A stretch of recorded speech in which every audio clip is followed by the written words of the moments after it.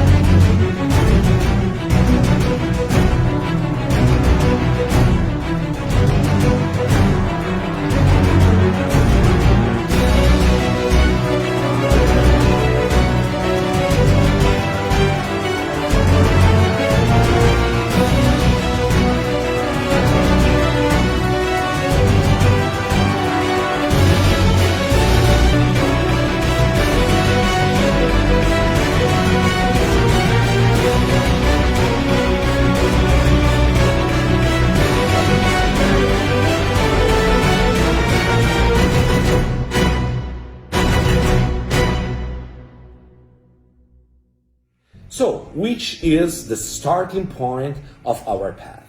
Which is the big bang of this series? I decided that our starting point is what the slide says behind me: the critical event, or LTS, life-threatening situation. So, let's clarify that there are tons of different kind of critical events that can happen in our life. I hope never, but can happen in our life everywhere, anytime, and for multiple reasons. Many times we are the reason why a critical event is going to happen. We are the reason because we generate the conditions for a critical event. Now, this is obviously every time our life starts to be in danger, we are involved in an LTS. And this could be in the mountains, in the desert, in our urban environment, while you are driving your vehicle, or in the seaside, in the ocean, whatever, underwater. Sure, more is not permissive the environment, more is a kind of dangerous environment, more is high the risk for our life. But in this series, what I want to do is to analyze and to see together with you some critical events that are based on some specific dynamics, like criminality, criminals, and violent crimes, that are the reason why we carry a firearm every day, where we can, because not all the countries you are allowed to carry a firearms every day. Remember this. But again, remember another important point The firearm is just a tool. What makes the difference is your mind. So what we can say related with a critical event that, again, I hope that never happened in your life, is that for sure there are some parameters that are common in all kind of critical events. Every time our life is in danger, we have two common parameters in all the events. One is the efficiency of our actions that are the kind of chance we have to survive, to win the fight, to escape. And it's something that we need to define in a detail, because it's one of the most important concepts that you need to acquire. And the other common parameters that all the critical events have is stress, because if our life is in danger, for sure the level of stress will be very high. So again, one of the filters that I want to apply in this series is the simple logic, together with a common sense. So what I want to do is to analyze a lot of variables, parameters, facts, dynamics, actions, informations, everything, filter this by the simple logic and the common sense. So the critical events related with our daily life, related with those dynamics, and related with the firearms, is basically something that's for sure I hope that never happened in your life, but it's also something that we need to be prepared to face. And we need to start to define what is a critical event. So let's see, first of all, which are the informations and the things that we can know about a critical event, and which are the informations that we can't know regarding the critical event. I want to start with what we can't know, what we are not able to know related with a kind of a critical event. First, we are not able to know when. So this is something that can happen anytime, but we are not able to preview this kind of event. Second, we are not able to know where it's going to happen. And this can change a lot, because even if we are talking about a urban environment, this can happen, we can have multiple variables. This can happen inside the car when we are driving our vehicles, or can happen inside a mall, in a restaurant, in a crowded environment, or when we are walking down the street during the day, or during the evening, or the night. So there are tons of variables and conditions that are different, that can change completely the dynamics of LTS. And the last important things that we can't know is which kind of actions or which kind of threat. Because when we are talking about this kind of LTS, we are talking about a human threat. The human threat are for sure the base of the critical event.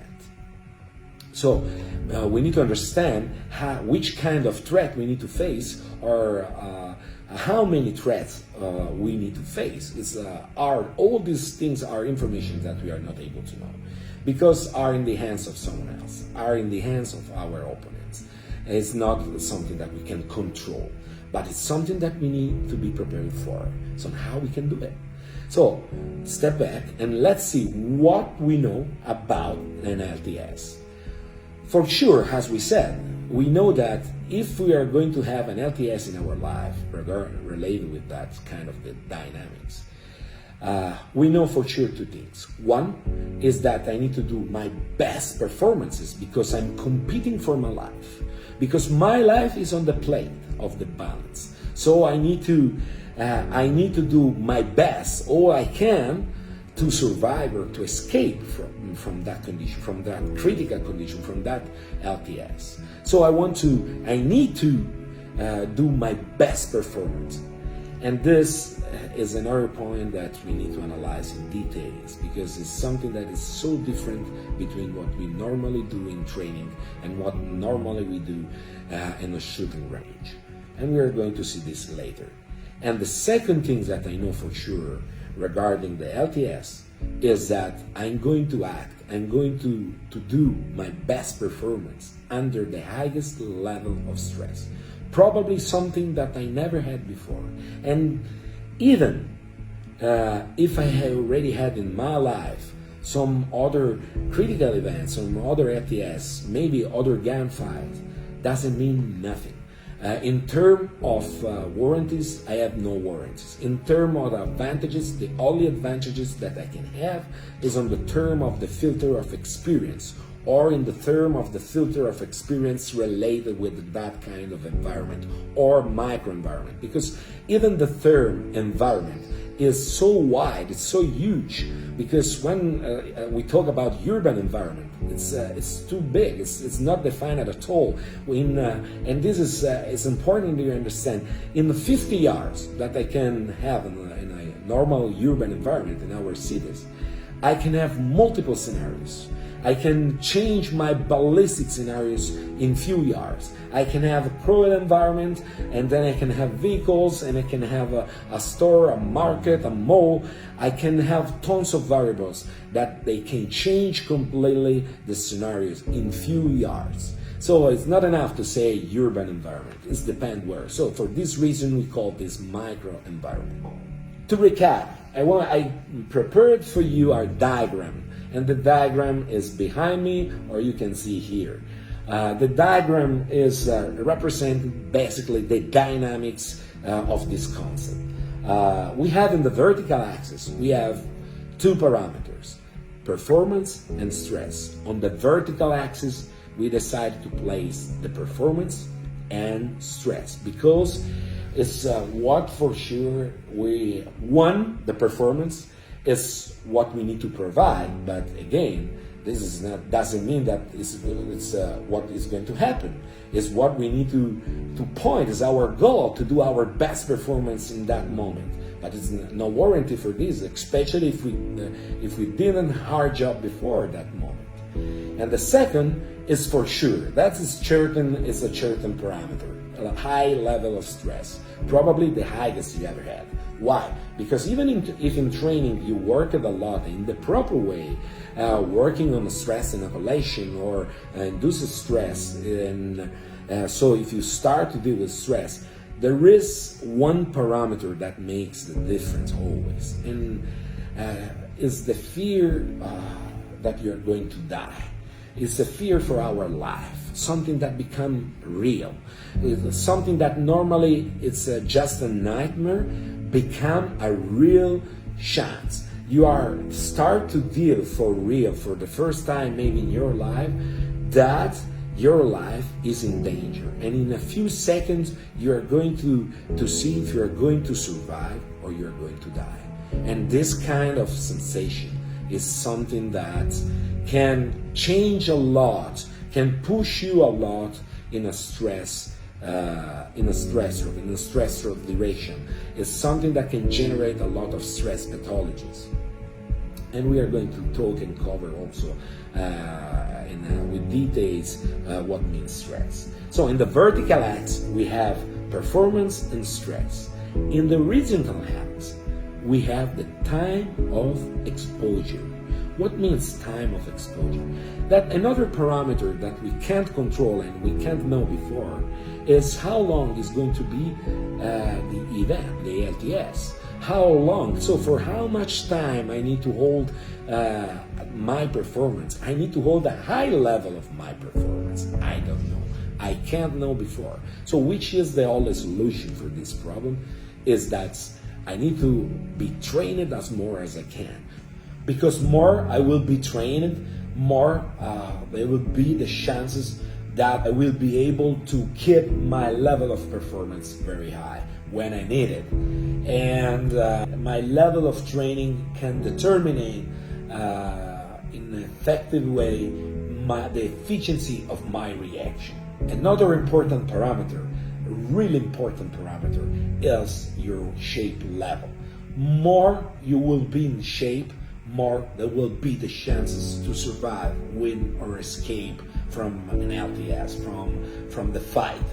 The level of shape is something that can determine or can affect directly the efficiency of our actions or reaction.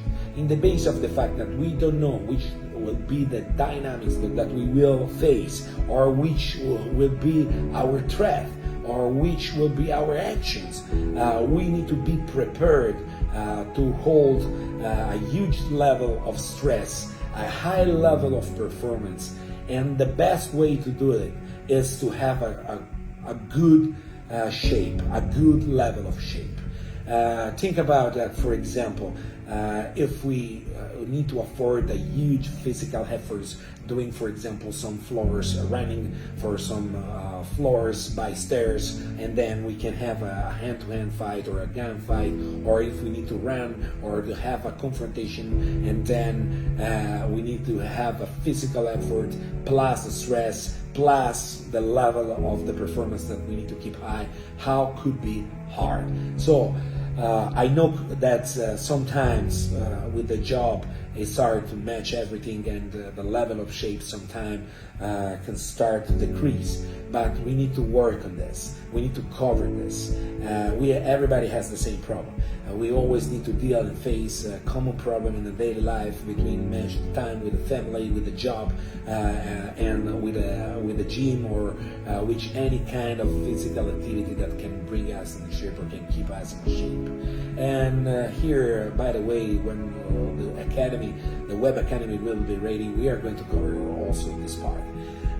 To come back on the point, what we need to know is that the level of shape is one of the most important parameters that we need to, where we need to be focusing on our training. It's one of the three parts of training. Remember, cognitive, mechanical, and fit. Those are the three parts how I divide my system, my training system. Another important concept that I want that you acquire is the fact that even if we are trained in a good shape, we still have no warranties that we are going to have a chance to react in LTS. We need to understand that the real context, the applicative environment, is completely different than the training environment, because the training environment is a controlled environment where we have rules and where our life should not be in danger for any reasons, right? When we are talking about the real context, the applicative environment, we still have rules that we call laws. And we still, even if we need to react, we continue to follow the rules and the laws, because if our reaction breaks some laws or rules, then we can have some consequences on this, and probably are going to jail. It's not because we are attacked by someone else, or we are receiving, or we need to deal with a threat, that we can act without any rules or without following specific principles. So we still have a box of rules, but the criminals, they don't have rules, because just because they are criminals, they already decided to break any kind of rules.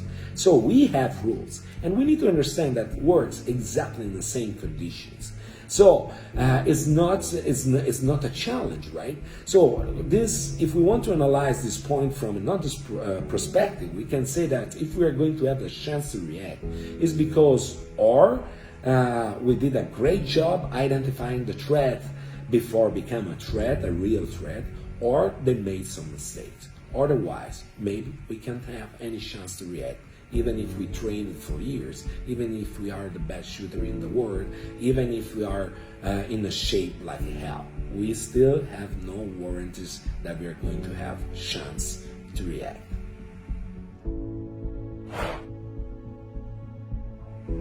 Next point is another important point that you need to fix in your mind. You need to understand that it's not a challenge. And if we are going to be attacked by someone, probably it's going to happen when our conditions are worse than their or his conditions or her conditions, depending who's going to attack us. This why? Because in the base of the fact that we don't decide when, where, and how, and all these three things are in the hands of them, if they are smart or if they have experience in their job, they probably going to decide to act when their conditions are at the top and where our conditions are in the lowest level.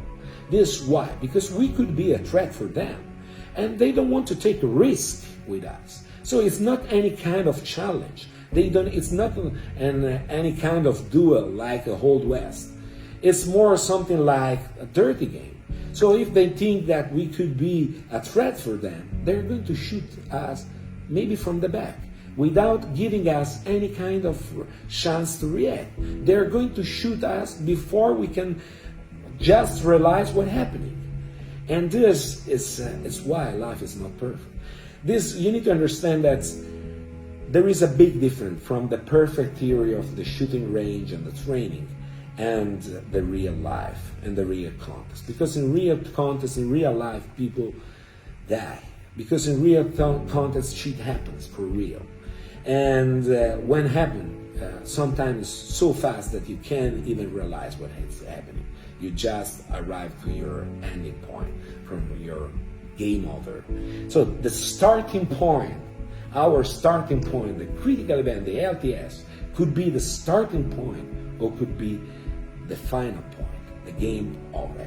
So in this base, we don't need to throw away the big gift that we can have, having a chance to react in an LTS. If we are going to have that chance, we need to play our game at the best. And you need to remember that another important point, and another big difference on what you are doing normally, in the shooting range during your training, is that whatever you are going to do during an LTS must be good the first. You don't have multiple tries. You have only one try. The first and the only. That's it. If you didn't a good job with the first try, you are done. No, you don't have a chance to repeat. You can't stop the action if it becomes too hard. You can't stop and say, hey, I missed. Let's start again. No way.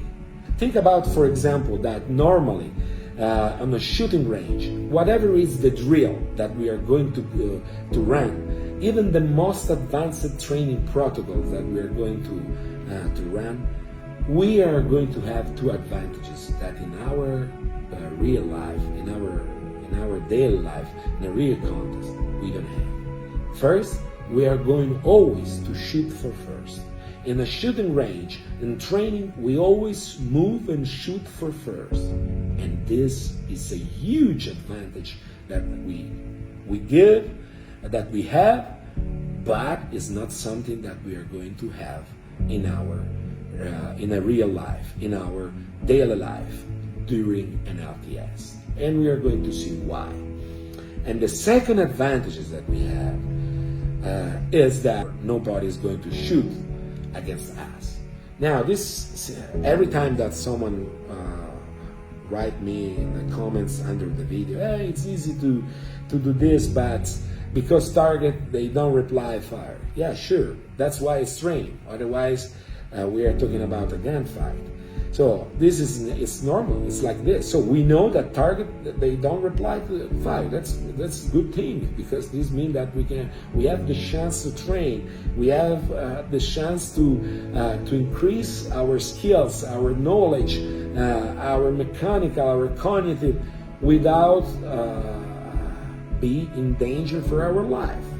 But this is something that we need to have clear in our mind in real life. This is completely different.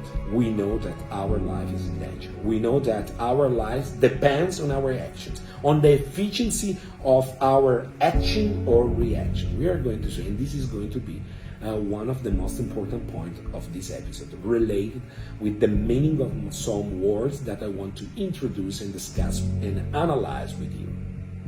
The first word that I want to analyze with you is for sure the word defense. Why? Because it's what more define our conditions. How? By his meaning. We are allowed to use firearms to defend our life. Well, doesn't matter if we are civilians, law enforcement, private security, we are carrying a firearm to defend our life or the life of someone else near us. But there is this word in our license, there is this word in the laws that we need to follow if we want to work in the proper side of the line, and it's the word defense. The word defense defines our condition. Why? Because if I am allowed to defend myself, this means that someone else is attacking me. So this means that an offensive action is already ongoing. So this means that I could defend myself just after I start to receive a threat for my life. Now, there is many ways where we can define a threat. We need to see, and we are going to see it. But we can't shoot for first someone that did nothing against us just because we thought that was a threat, or just because was probably a threat, but if it didn't act in any way against us, we can't shoot him, or we can use a little force against him because we are going in jail. This is how it works, more or less, most of the countries around the world. So this defines our condition in another way, that probably we know that we are going to start and move for a second, something deeply different than what we normally do in our training on the shooting range. Probably we are going to act for a second. We are going to adapt our reaction in the base of the kind of action that we are receiving. That's for sure. If I arrive to present my firearm, to take out my firearm is to use my firearm, because remember, that's another important rule, especially if you are a civilian. Don't use your firearm, especially if you are working if you are carrying in a CCW. Don't use your firearm to threaten anyone. If you are going to touch your firearm, it's because you're going to use probably your firearm. This is an important concept that we need to, where we need to go deep, but at the same time, it's something that you need to have clear in your mind. Come back on the point, the word defense is what define us, because define the loop action-reaction. We know that probably we need to start for a second, to move for a second, and to shoot maybe for a second. Now, this makes the jobs really harder. Why? Because action most of the times is faster than reaction, because there is inside one parameter, that is an initiative parameter. And if I decide to act, I'm going to be faster than another subject. And more we are talking about short distances, more we are talking about short reaction time or short action time. A threat of 400 meters could be a threat, but the reaction time is completely different than you have a threat in few meters, 0 from 8, 5, 3. We saw, and the data are full of examples and information related of which is the average of the distance of the confrontation of the gunfight. We are talking, especially when we use a tool like a handgun, like a pistol, we are talking a short distance. So the reaction time is super compressed. But when we are talking about defense is the word that defines our conditions, and we need to know that probably is what defines action-reaction. We need to know that most of the time action is faster than reaction. So this means that we are going to start with a delay. And we need to try to reduce this delay as more as we can. And so this means that we have no space for mistakes. And delay means negative gap. And every time we do something that is not something that works for the efficiency of our action, this means that we are wasting our time during our reaction. And this included when we miss the target. Every round that we shoot and we miss the target is not effective on the threat, on the target. It's not effective on neutralizing the threat. It's a kind of time that we need to add on the delay, on the gap side. And when the gap becomes too big, our chances to survive start to decrease drastically, and we can arrive zero chance to survive. So we need to learn that if we're going to have the chance to react. Starting from the first round, we need to hit the target, and sometimes even this is not enough. We need to start to hit the target, to hit the threat, until the threat is neutralized. There isn't a bunch of rounds or a sequence or a specific number of rounds that we need to shoot. This is a fancy pool. Those are false informations. Even the Mozambique drill, 2 in the chest, 1 in the head. We need to translate this in a real context. We need to translate this in a real scenario. We need to translate this in a urban environment. We need to translate this in a civilian environment, and we need to see that this is simple a legend. We need to shoot the threat as soon as we can. We need to shoot until the threat is not anymore a threat. We need to try to hit the easier target, the center mass, because it's a big target, because under stress it's not something easy to hit a small target. And again, it depends always who we are, where we are, and what we need to do. But basically, we need to follow simple rules, and we need to make things easy. Because even easiest things under stress, when my life is in danger, become so hard.